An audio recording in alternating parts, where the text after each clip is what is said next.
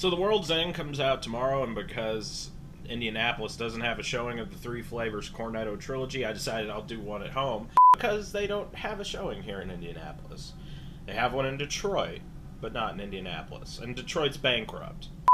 And I also went through my video catalog and just picked out a couple extra movies to watch before The World's End. So this is actually going to be a 6-pack Cornetto movie marathon thing.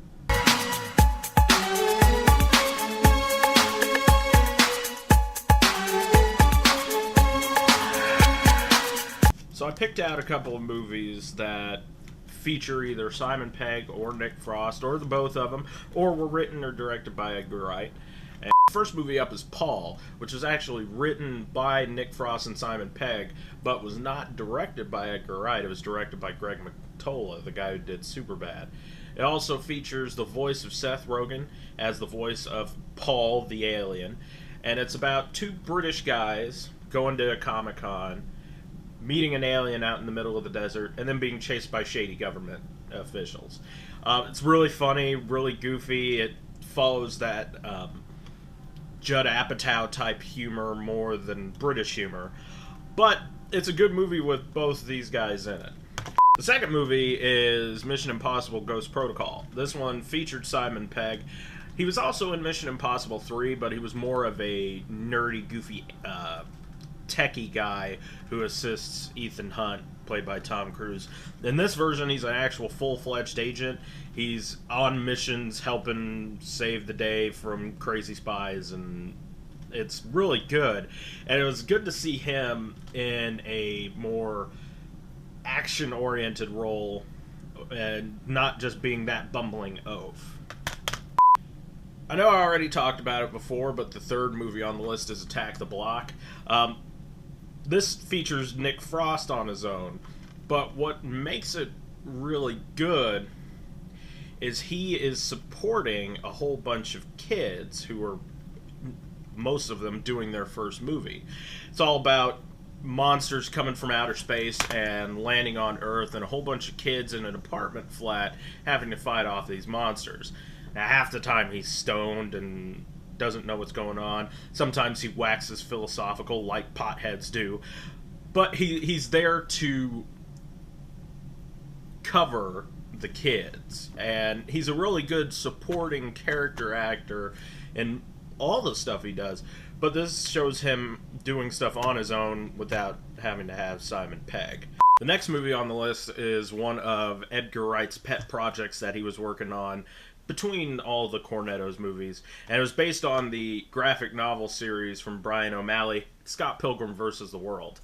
Now, Edgar Wright has a signature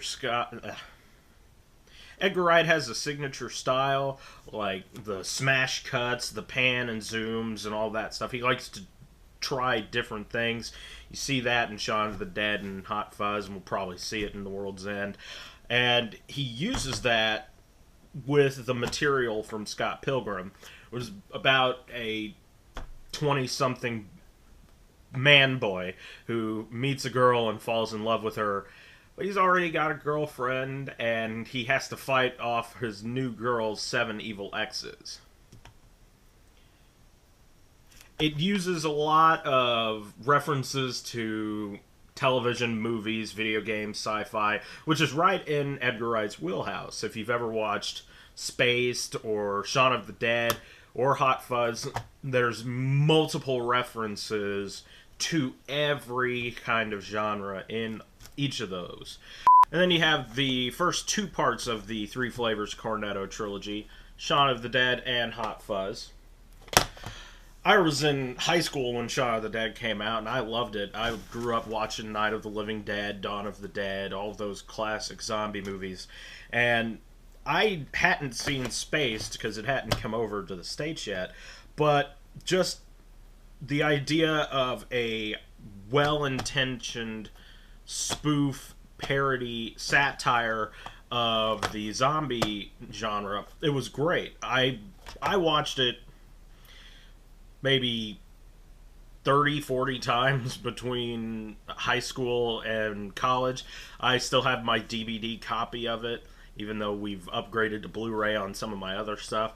And it's one of the funniest movies I've seen in a while, and I can quote it religiously at any time, which is kind of sad. And then we have Hot Fuzz, which came out a few years later, and Hot Fuzz is kind of like The Empire Strikes Back of this trilogy, even though it has two completely different characters, a completely different story. This one takes the cop movie and takes all of the cop movie tropes like car chases, gunfights, things like that, and with that style of British humor, it just kind of turns it on its head. Like, you see a car chase like in Bullet or The French Connection, but they're driving an Astra Diesel. Those aren't the fastest cop cars in the world. But using that style that Edgar Wright has with the shaky cams and the pan and zooms and things like that, it gets that action feel like those. And it's also pretty graphic, too. But it continues that comedy that can be found in an unexpected genre. The same way with Shaun of the Dead. Shaun of the Dead was a zombie movie that was hilarious because there's humor to be had in zombies. Don't say that. What? That. The Z word. Like, you know it's a zombie, but you can't say zombie. That kind of stuff is just hilarious to me. So, I'll be watching all 6 of these throughout the day, and then I'll be going to see The World's End at the theater. I'll probably have a road review of that too soon afterwards.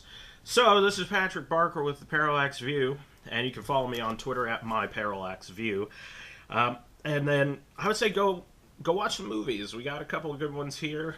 If you don't have them, Ghost Protocol's on Netflix. You can watch it there. Spaced is on Netflix if you want to get a little bit more Simon Pegg and Nick Frost in your life. And yeah, I'll see you after The World's End movie.